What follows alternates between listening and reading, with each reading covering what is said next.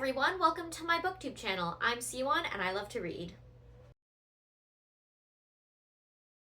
So Merry Christmas.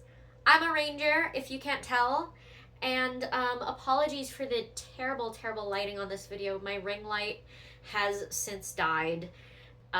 We are making do with overhead lighting.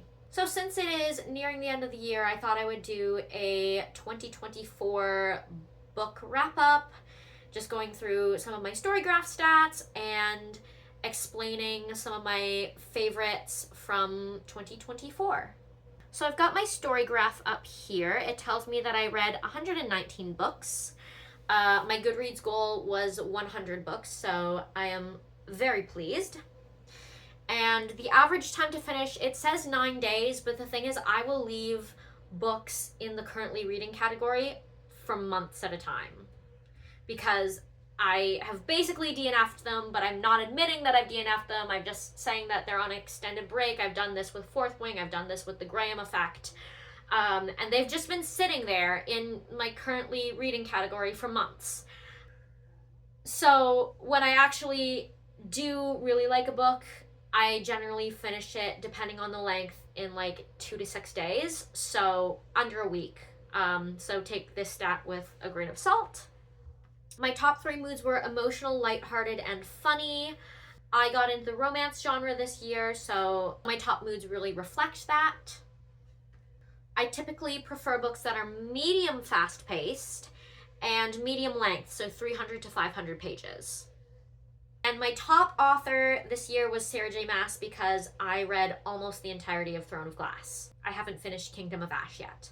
Speaking of Throne of Glass, that was my first read of 2024. I finished it on January 2nd.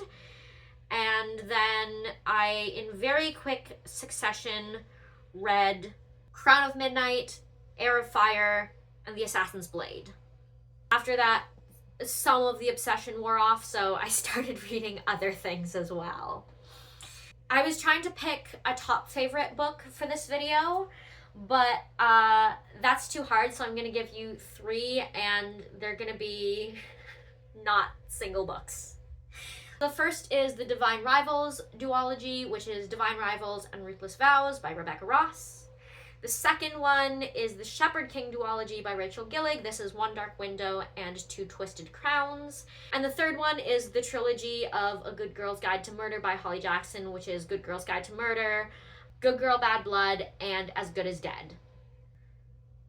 My least favorite book of 2024 is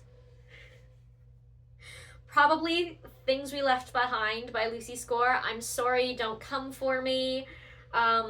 This is, I think, pretty easily my least favorite book. My Goodreads review reads, "This book was 581 pages too long." And I rated it 1 star.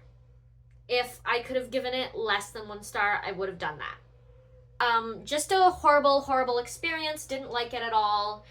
It took every trope that I do love and made me go, what the hell is this? I hate this.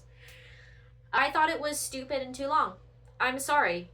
Okay, I wanted to do book I was most sad to DNF. This is going to be the second book in Carrie Maniscalco's Kingdom of the Wicked series, Kingdom of the Cursed.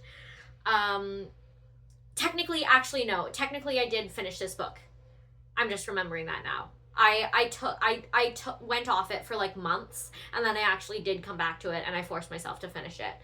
I started reading it in paperback and then kind of took an extended break from it and then got it on Kindle to see if I could get through it in that format. And get through it I did. Did not enjoy myself. I just was so... I don't know. I really loved the first one. I thought the first one was so good, but to me, it had the same... It gave me the same feeling as when I read ACOTAR for the first time. Like, it took me forever to get into the second book because I was like, but the story's over. Like, the story's over. Why are we here? And I did, like, even with, like, all the little things that were not wrapped up yet. Like, I just felt like a sense of conclusion with the first book that made it really hard to enjoy the second book, and I ultimately did not ever read the third book. So that's the one I was saddest to DNF. I guess I DNF'd the series, not the book, but same idea. I also wanted to do, since I discovered NetGalley this year, I wanted to do favorite and least favorite arcs that I read. So my favorite was definitely Finding Mr. Right by Kelly Armstrong.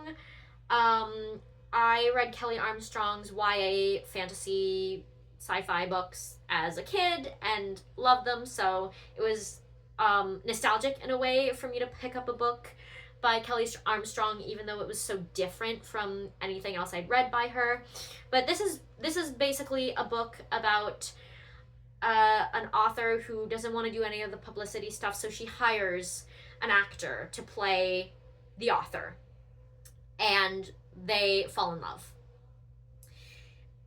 And this was so cute. The characters were great, and the writing was great. It was the perfect length, and the pacing was so good. And sometimes I find that's not always the case for romance. I find they can easily be kind of truncated or drag on far too long. But this, like, the characters were great, the pacing was great, like, everything, the writing was really engaging, and I read it in a sitting, so what else is there to say? My least favorite arc that I read was The Cerise by Bailey Black. I'll just read you my Goodreads review. This book reads like an unskippable cutscene to watch a side quest play out, and you're not sure why or how we got here, but you have no choice in letting it happen.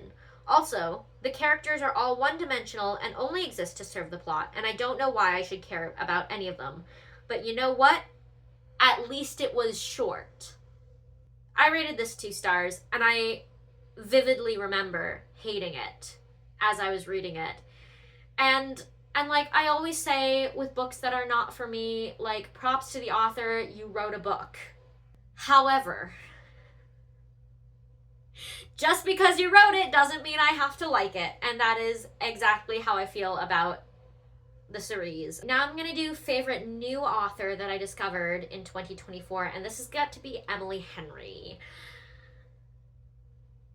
Her books make me so happy, and I'm so happy I picked them up. My first book was Happy Place, which I read back in May, and then I read Beach Read in October. Book lovers and people we made on vacation are both in my Kindle library, and I am very much looking forward to reading those. I just think that Emily Henry's writing is so witty and grounded and full of charm, and it's very accessible, but it's very descriptive. It really immerses you in what the characters are thinking and feeling, and it just has so much heart. So I really love Emily Henry, easily my favorite author that I have discovered in 2024.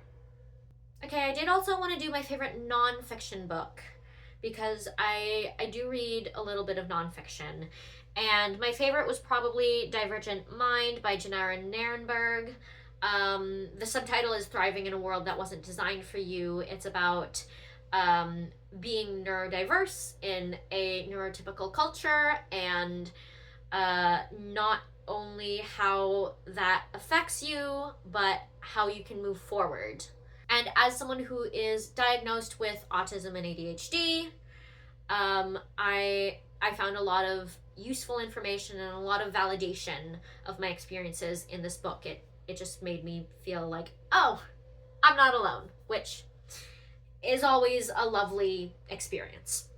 It also is not a dense book. It's quite short, actually, and the writing is not full of kind of medical jargon or scientific terms or anything like that. It really, like, breaks things down for you, and it's very accessible. You don't have to kind of read things multiple times to understand what's happening.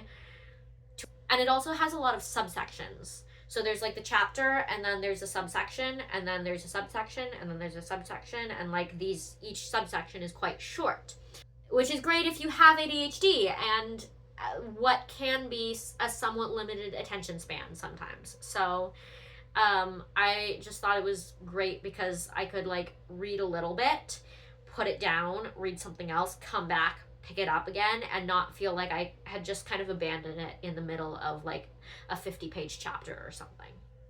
Next is my favorite unfinished series. So I read a couple this year. I read the This Woven Kingdom series, which has 3 books, and I read Legendborn, which has 2 books. And while I love them both, and I flew through them both, I'm probably most eagerly waiting for the 3rd book of the Legendborn series. So right now there's Legendborn and Bloodmarked, and that series is just incredible. It's based on the legend of King Arthur, and I don't even know what to say without spoiling all of it. It's just so good. It's so good. I also wanted to do my favorite queer book of 2024 because I am LGBTQ and I love reading particularly sapphic romances. So this is easily going to be The 7 Husbands of Evelyn Hugo by Taylor Jenkins Reid. My Goodreads review is simply, why am I crying? I loved it. I'm not always a fan of dual timeline stories.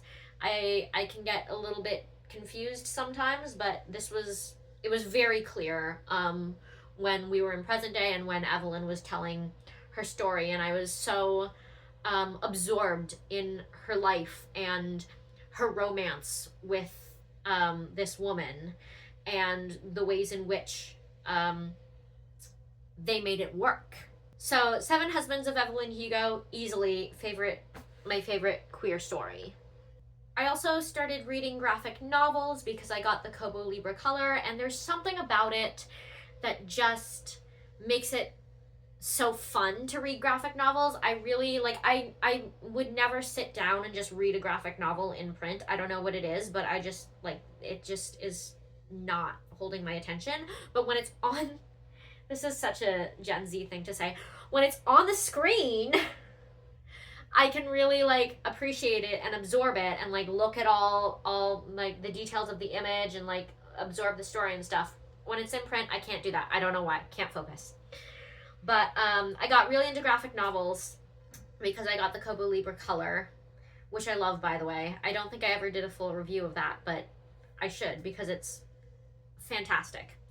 Anyway, I got the Kobo Libra Color. I started reading graphic novels, and so my favorite graphic novel was probably Nimona by N.D. Stevenson. And hear me out. I know I read the entire Heartstopper series, all of the ones that are out, and I love them. They're so good. But there's just something about Nimona that is so sweet and so sad and so heartwarming that I just really loved. It's really, really short, and I think it started as a web cartoon, and it's super short, and but it's so sweet and it's so emotional to me, and I loved that. So that was my favorite graphic novel of 2024. And on that note, we're gonna stop there. Thank you for coming with me on this 2024 books in review video. I had a lot of fun looking back and just seeing everything I'd read and going, oh yeah, I read that and I really enjoyed it. It was a lot of fun to kind of scroll through my Goodreads and just see everything I'd consumed. So yeah, thanks for joining me. I do apologize for my extended absence. Life has been lifing, we'll put it that way. But I do hope to get back into regular scheduled programming in the new year. And so yeah, thanks for sticking with me if you're returning, and if you're new here, like and subscribe, and I will see you in the next one. Bye.